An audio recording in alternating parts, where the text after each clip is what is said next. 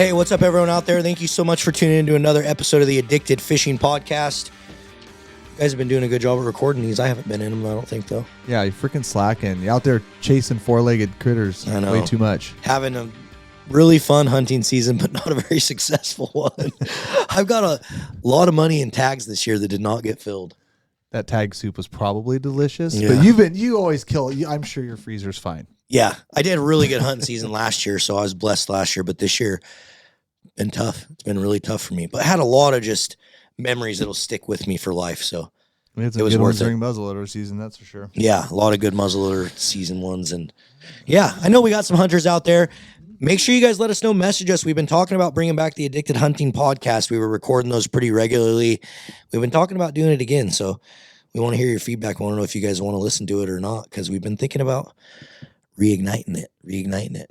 It's always this time of year we start thinking about it. I know, exactly. I wonder why. Exactly.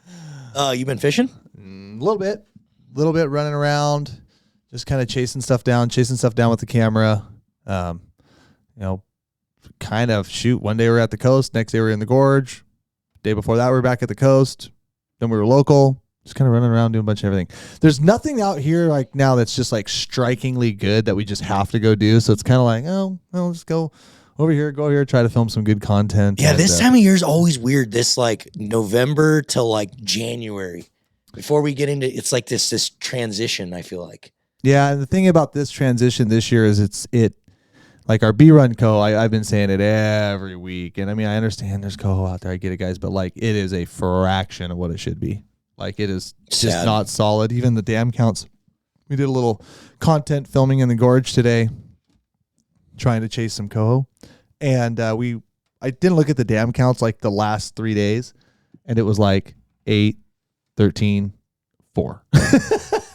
Might have been a week late on that one. Some of the rivers have gotten a decent run though, right? Like some of the coastal rivers have gotten some of fish. The coastal stuff, and then some of the up north. But even like I was talking to Kratzer, and he said, I sent a couple guys up there to try to fish with him, and even he said it was just kind of like, he's like, it's good enough to get their fish, but definitely like not a just 30 fish a day kind of stuff. I mean, and everything kind of ebbs and flows with the rain and stuff. But the reality is like last year, I said it for at least the Columbia River systems. For 2 weeks, the dam count was a solid 1,000+ fish a day, Coho a day, from like the last week of October through about the first 2 weeks of November. And this year, it's just nothing. 140 a day was the average, and then it just fell on its face about 3-4 days ago. Game over.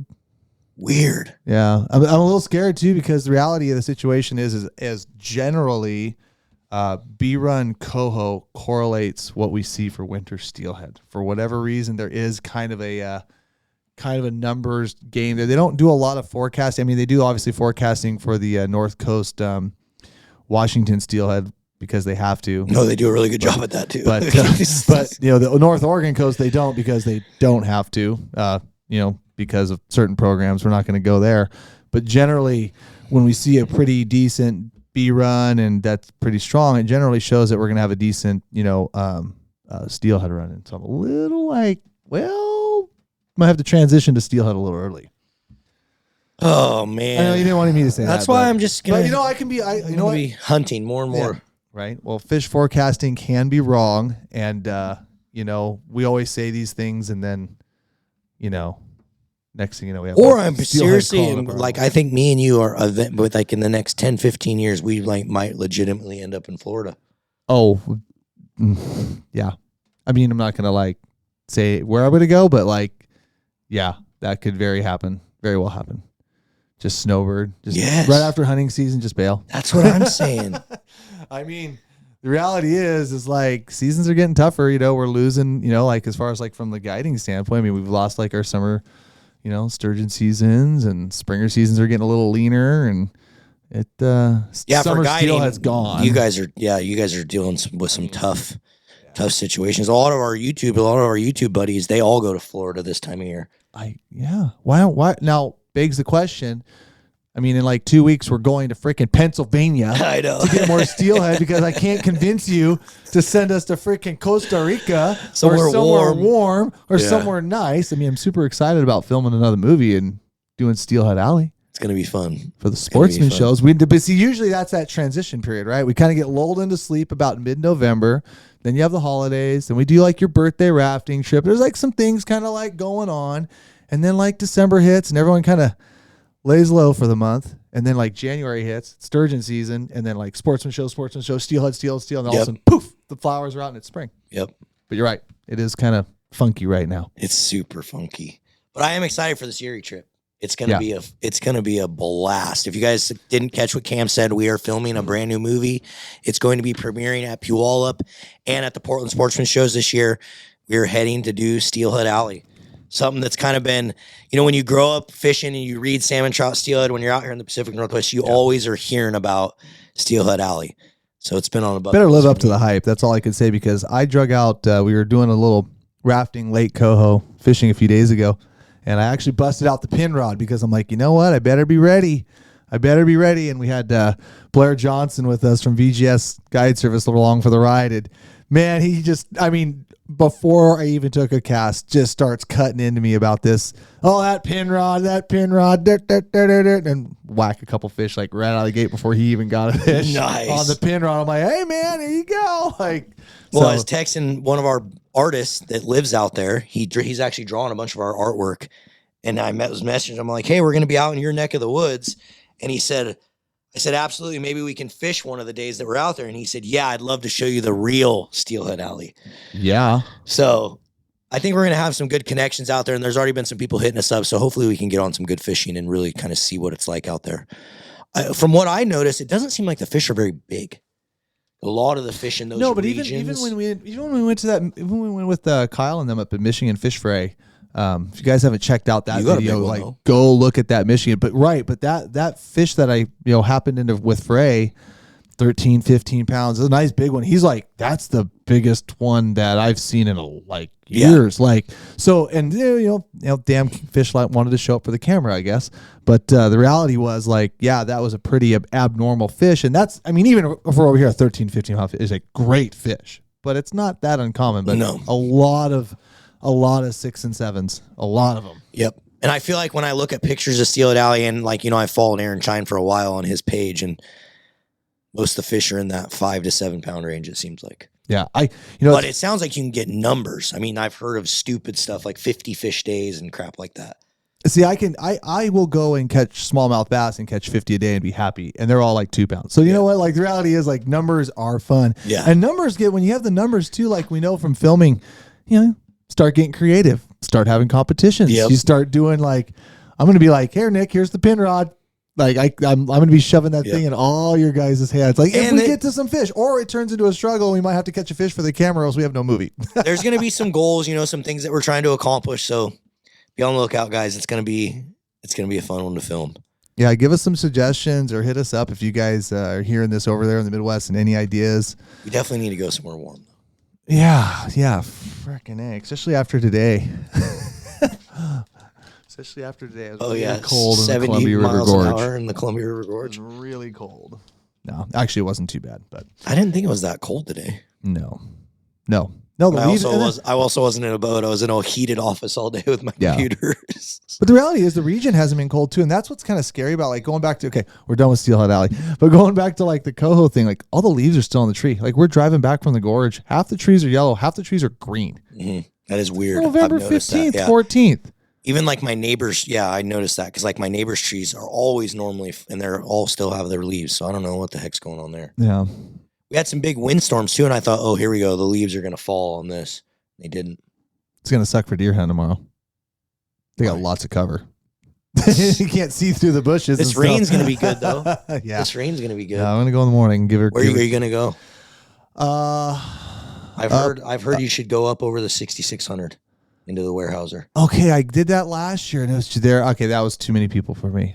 I wanted to go where I saw that nice 3-point in that road. I want to go there. I'm going to try to go there in the morning about an hour before dark, and if there's no one walking in that back way, I'm going to go that way. Yeah, that's inside baseball. We're squirreling. I'm telling you too. We need to. You really, really should also consider going up Hatchet. Why are we talking about this right now? Because these guys know it's deer hunting season. They gotta hear about some deer hunting stories. Hatchet. I'm sure I could Google that and figure out what we're up to. Oh, maybe. Not that it means Well, anything. what else is going on? So we got fishing- sportsman shows coming up. We launched a contest on our website, There we guys. go. Every single year we do a sweepstakes. Super excited for you guys to see it. It's called the Golden Ticket Sweepstakes. And this year we're giving away an all-inclusive steelhead fishing weekend to come hang out with us. We're going to be at Big Dave's Lodge on the Wilson River. Yes, we're going to say river names right now because you got to know where you're going to be you can able to also go. search Google. Just like actually, It's called the Google Wilson River Lodge, You so. can Google Big Dave and find out. Exactly. So anyway, you're going to hang out with us. You'll be at the lodge. We'll be fishing for a couple days with you. We're also going to be giving you a whole backpack addicted full of steelhead gear.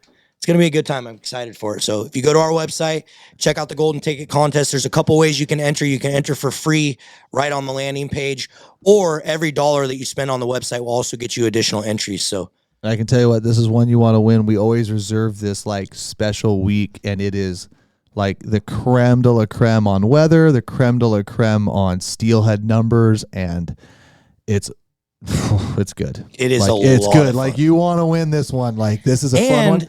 there's 9 other prizes. So there's going to be that one as the grand prize. And then there's also there's a guided trip with Jordan, a guided trip with Popoff. There's just a whole bunch of other prizes on there. So head over to the website, check it out. We still got some time before we got this live feed. What else do we want to talk about here? What else has been going on? You got sturgeon. Is sturgeon fishing going to be good this year, you think? Yeah, it's always good. It'll be good this year, especially if the mild temperatures keep up. It'll be even better. I've heard we're supposed to have a really mild winter this year. Yeah, no, if that stays true and low snowpacks. I mean, I'm rooting for an early spring now every year. So and after today, the Columbia is still 53 degrees. It ain't cold. Like it's like prime smallie time right now. So I am going to say if the trend continues, it's got another 6 weeks. The fish are going to be there. They're going to get caught. Quota's going to go fast. It's probably going to be another one of those 10, 12-day seasons. They did set the season for, the Bonneville and the Dallas pool Monday, Wednesday, Saturday, starting January 1. And then it is 7 days a week in the John Day pool. But these are until the quotas are met. So if you're planning on going, get with whoever you're going with soon and get some of those earlier dates. Because if it does stay warm, that season does not They'll get caught last quick. long. Yeah. Can guys get them from the bank up there? Yeah, there are some very productive bank areas. Yes. Sweet. Yep. So there you And guys you can go. catch That's a good opportunity, guys, to get up and catch some fish that are good to eat.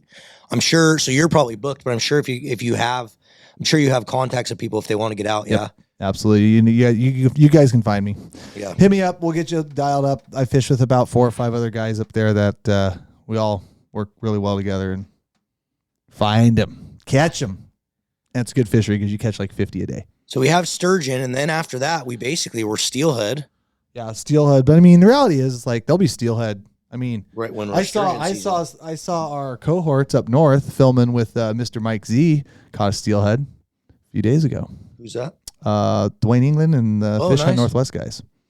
So they were posting it all over, and I'm like, that looks like a steelhead to me. So there you go. There may be some maybe the whole B Run Coho thing's completely wrong, and then we're Gonna get seeing some a bunch steelhead. of. We're gonna see some early. Have ones. any of our local hatcheries gotten steelhead back? Anything on the escapement reports? Who? Which one? Well, there's the one that's closed right now, so unfortunately that one that's probably why can't even fish it. But no, that's good. Cool. Well, Sick. that's a good sign. I mean, the reality is that should be like, so I know like my local river, it's always between the 2nd and 3rd week of December. They all show up. So hopefully if there's a few early ones trickling around and a big And it's run's always never good. a big run's always early. That river's never good. It's I good know. for like a couple days of fishing, and then it's over. Yeah, that's true. Well, that's Such what a happens when the waste. river is only 12 miles long. Such a waste, man. Yeah. I don't know why they don't just take those fish and just put them in the river right next to it. Oh, well, you'd have to ask our wild fish friends that. Excuse me, our wild fish idiots that. Sorry. Oh, I said it. No, I don't care. All right, guys. Well, we're going to end on Cameron's that little note right there. We appreciate you guys so much for listening. Thank you. Thanks again for always tuning into our podcast. We're going to keep doing more and more of these. And we'll see you guys on the river.